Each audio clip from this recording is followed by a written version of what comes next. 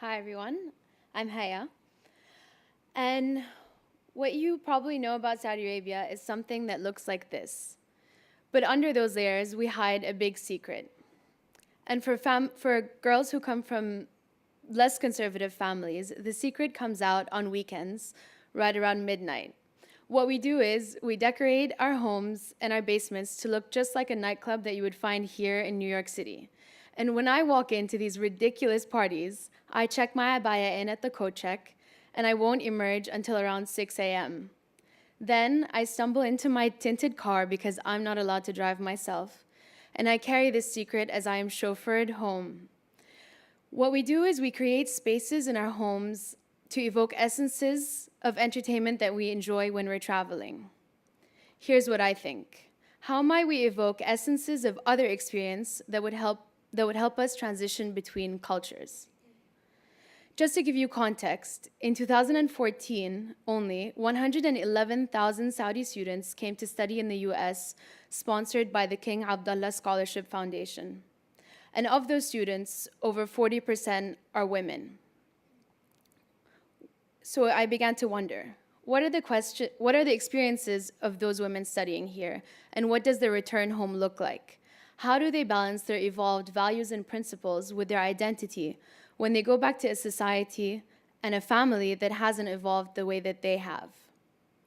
This is known as reverse culture shock, a sense of disorientation and unfamiliarity upon moving back home.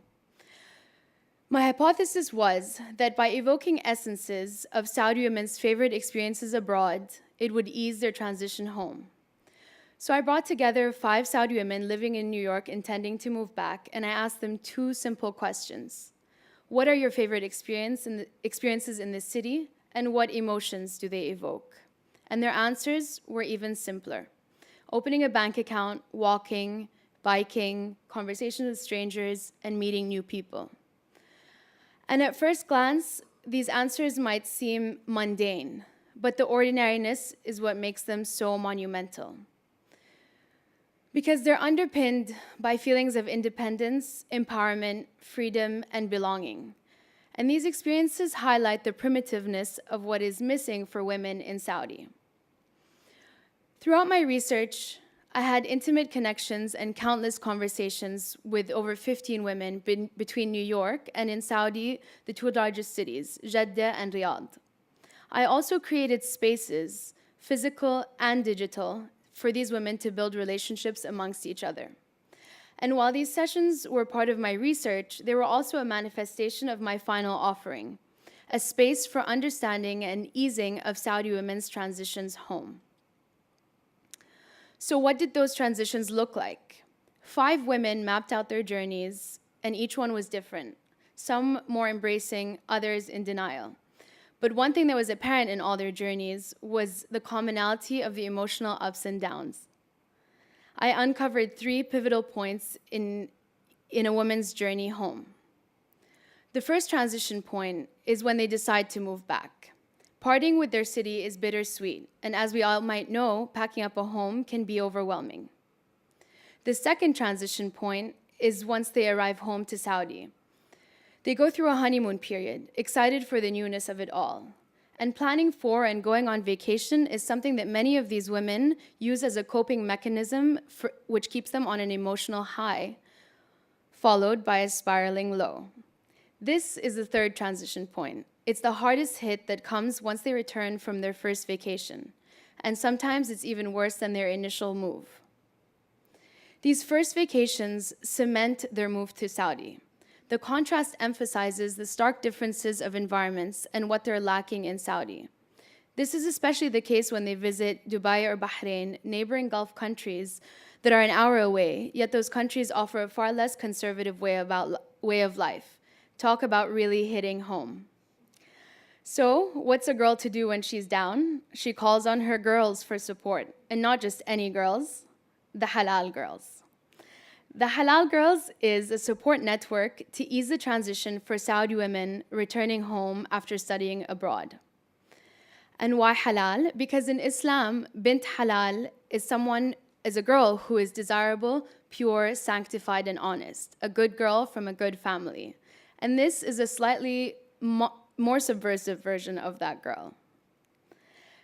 So when does a young woman call on these girls? It's during her emotional low times so that together they can turn them into high times. Let's take Rawan as an example. She just graduated from NYU and will be returning home in August after her internship this summer. The decision to move back is bittersweet and overwhelming. And this is the first opportunity where the Halal girls can come together and help each other through this process. She can join the community where she has access to a guide that helps her through that transition period. She is prompted to host a moving out party, and not just because Saudis know how to host parties. This party serves a different purpose. She's bringing together fellow Saudis to help her pack her apartment in exchange for some of the stuff that she doesn't want. And what's unique about this party is that it gives her a sense of ownership by letting her take these Halal girls on a goodbye tour of her New York City. She could take them on a bike ride to the beach or to her favorite coffee shop and museum. And on an individual level, it gives her closure to the city. And on a community level, she's sharing tips and advice to women who just moved to the city to start their own degrees. These are two examples of many activities that the Halal girls could do together to build relationships and trust amongst each other. This creates a cyclical system of women moving between countries. These interactions are the beginnings of a mentorship model between women across Saudi and the US and beyond. The second point of opportunity is during her honeymoon period when Rawan moves back to Saudi. She can check out the Halal Girls Transition Guide for tips she can adopt. The guide offers coping strategies to some of the key challenges that women face upon returning home.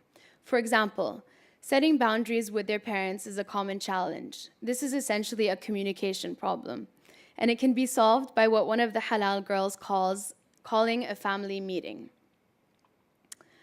Another way that Rawan could deal with her transition is about writing about her experience and sharing it with the Halal girls community. By externalizing her difficulties, she's learning from her process and sharing it with others too. The third point of opportunity is the most pivotal one for bringing the Halal girls together. And like I mentioned, the hardest hit comes when they return from their first trip away. They are prompted to host or attend a gathering.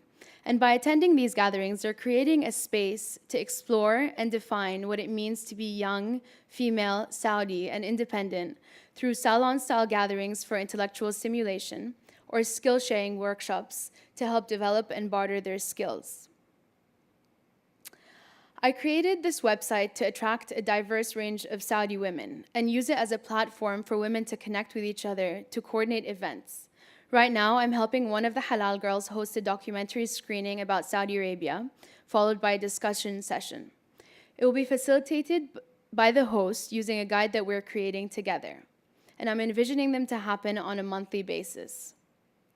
Since its launch in April, the website has attracted over 1,500 visitors, and over 26 women have signed up to join this community from Jeddah, Riyadh, and Dhahran, and other cities in the US and Europe. They've signed up to be part of a space that allows them to connect with like minds to let out their frustrations, but also to inspire one another to find things to appreciate. And I've already received a lot of positive responses. What comes out of the Halal girls are guides for hosting gatherings, documented conversations, and accounts of personal experiences. But this is more than just about the monthly gatherings. This is about fostering a community of women to ensure that they can support, grow, and evolve with each other in adversity and drive change towards a just society. Unlike the secret I told you earlier, the influence that Saudi women have should not remain in hiding. I see the Halal girls as a way to bring this secret out, because talking about something makes it that much more of a reality that I want to see in Saudi Arabia. Thank you.